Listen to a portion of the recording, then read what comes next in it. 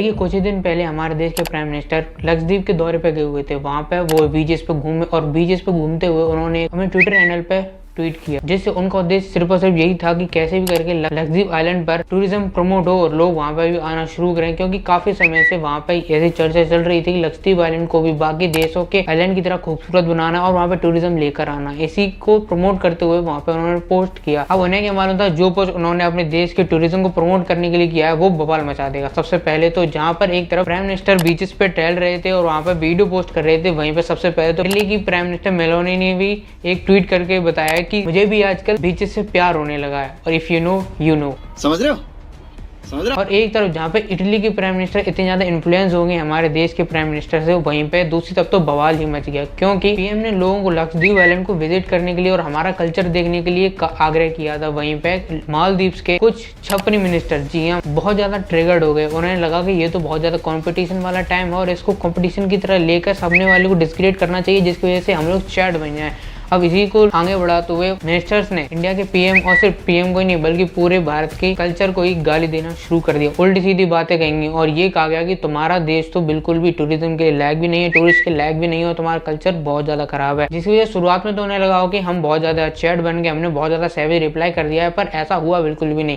देखो वैसे जब मुद्दे उठते हैं, जब कई सारे मुद्दे उठते हैं तो हमारे देश में खासकर जो बॉलीवुड होता है वो फंडिंग की वजह से अपनी अपनी आइडियोलॉजी चेंज करने लगता है और फंडिंग के चक्कर में कुछ लोग तो टेररिस्ट से ग्रस्त देश को भी पीसफुल बताने लगते हैं। पर इस बार ऐसा बिल्कुल भी नहीं हुआ, क्योंकि हमारे देश में जितने बड़े बड़े सेलिब्रिटीज है या फिर नॉर्मल कोई सेलिब्रिटी था, सलमान खान, हार्दिक पांड्या, सचिन तेंदुलकर, जॉन इब्राहिम और श्रद्धा कपूर, इस जैसे बड़े बड़े सेलिब्रिटीज ने भी हमारे देश का और हमारे कल्चर का और हमारी टीम का बहुत ज्यादा सपोर्ट किया है। इसमें उन्होंने अपना भी पक्ष रखा और ये भी कहा कि हम लोग को लक्षद्वीप यानी हमारे देश के टूरिज्म को प्रमोट करना चाहिए, हमें भी ऐसे प्लान बनाने चाहिए कि हम भी लक्षद्वीप पे जाएं और वहाँ पे धीरे धीरे करके हमारी वजह से टूरिज्म वहाँ पे भी प्रमोट हो। अब बात यह है कि क्या सही में मालदीव हमेशा से ही बाहर से इतना है और क्या इन लोगों के बीच में हमेशा से ऐसी राइवलरी बनी रही है? देखिए सबसे पहली बार ऐसा बिल्कुल भी नहीं है। 2023 से पहले ऐसा बिल्कुल भी नहीं था, क्योंकि मालदीव्स की करंट गवर्नमेंट को अगर छोड़ दें तो इससे पहले जितनी भी गवर्नमेंट थी वो हमेशा से इंडिया के सपोर्ट में ही रहा करती थी। इतना नहीं, मालदीव्स में जब भी कोई गवर्नमेंट बना करती थी तो वहां का प्रेसिडेंट सबसे पहला जो दौरा किया करता था वो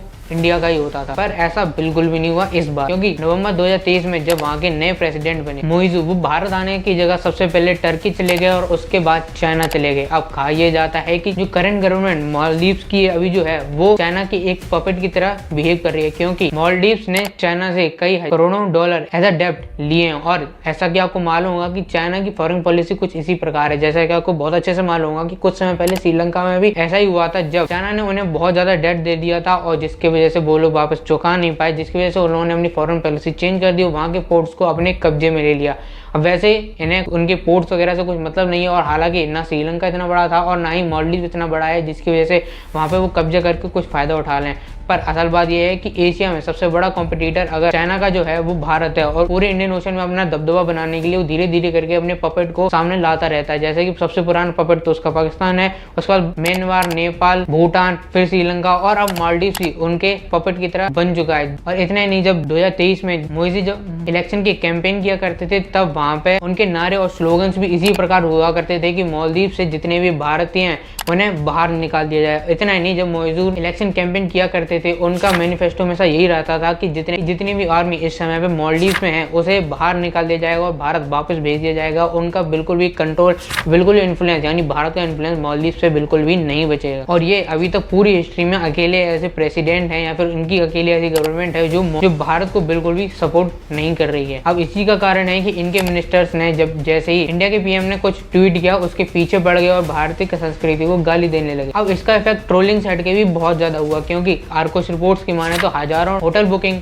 इंडिया की तरफ से जितनी भी थी आने वाले समय वो पूरी कैंसिल हो गई। इतना ही 2500 से भी ज्यादा प्लेन टिकट्स भी कैंसिल कर दी, कई सारी ट्रिप्स भी कैंसिल हो गई। जो अपने गांव भी नहीं पहुंच पाते हैं उन लोगों ने भी डिसाइड किया कि अगली बार से हम लोग मालदीव नहीं जाएंगे, हमारी मालदीव की ट्रिप इस बार कैंसिल है। अब इतना सब कुछ हो गया तब जाके मालदीव को पता चला और उनकी गवर्नमेंट को पता चला कि इंडिया का इन्फ्लुएंस इस टाइम पे कितना है, जिसकी वजह से वहां पे तुरंत जितने भी उनके मिनिस्टर थे जिन्होंने भद्दे कमेंट किए थे, भद्दे ट्वीट किए थे इंडिया के कल्चर के ऊपर, उन्हें सस्पेंड कर दिया गया और उन्हें मिनिस्टर के पद से हटा दिया गया। अब वो भी क्यों ना, क्योंकि मालदीव का टूरिज्म जितना है वो कहीं ना कहीं अकेले भारत की वजह से ही इतना ज्यादा हाई है। क्योंकि अगर आपको बता दूं तो मालदीव की टोटल पॉपुलेशन खुद ही 5 लाख है, पर इंडिया से मालदीव जाने वाले हर साल के टूरिस्ट करीब 2.5 लाख से भी ज्यादा है। आप सोच सकते हैं जब भारत से इतने ज्यादा वहां पे जा रहे हैं तो वहां पे टूरिज्म अकेले भारत की वजह से चल रहा है, और ये पूरा ही सच है, जिसकी वजह से हड़बड़ाहट में आके वहां की सरकार ने ऐसे सारे कदम उठाए हैं। और ये सारे ट्वीट जितने मिनिस्टर्स ने किए हैं वो बिल्कुल भी सही नहीं है, क्योंकि सिर्फ यही गवर्नमेंट नहीं जो इंडिया की वो नहीं, और बल्कि इससे पुरानी जितनी गवर्नमेंट जब कांग्रेस भी रूलिंग गवर्नमेंट थी इंडिया की, तब से मालदीव के और इंडिया के रिलेशनशिप बहुत ज्यादा अच्छे हैं। कई बार इंडिया ने मालदीव की बहुत ज्यादा हेल्प की है। इतना ही नहीं, जितना भी डॉक्टर और हेल्थ केयर सिस्टम वो कहीं ना कहीं भारत की वजह से वहाँ पे सिक्योर है। और अभी थोड़ी बहुत ट्रेजेडी हुई थी तब उन्हें पानी तक भी इंडिया ने सप्लाई किया था। और इतना ही नहीं, जब कोविड पैंडेमिक आया था तो $25 करोड़ से भी ज्यादा इंडिया ने वहाँ पे एज अ फाइनेंशियल हेल्प दिए थे। और ये सारी हेल्प को कहीं ना कहीं आजकल भूलती जा रही है मालदीव। आखिर और ऐसा नहीं, सारे मालदीव के लोग जो हैं वो भारत की ऐसी सारी हेल्प को भूलते जा रहे हैं। अगर आज भी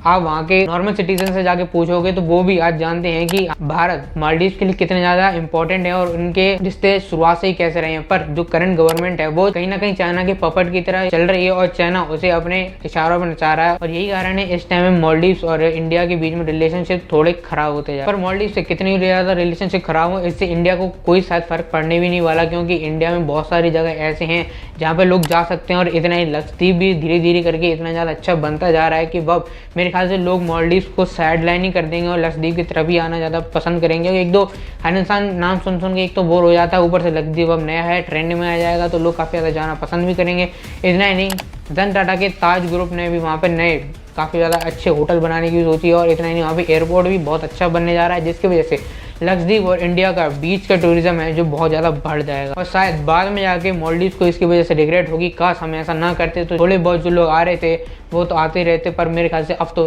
शायद ही कोई है।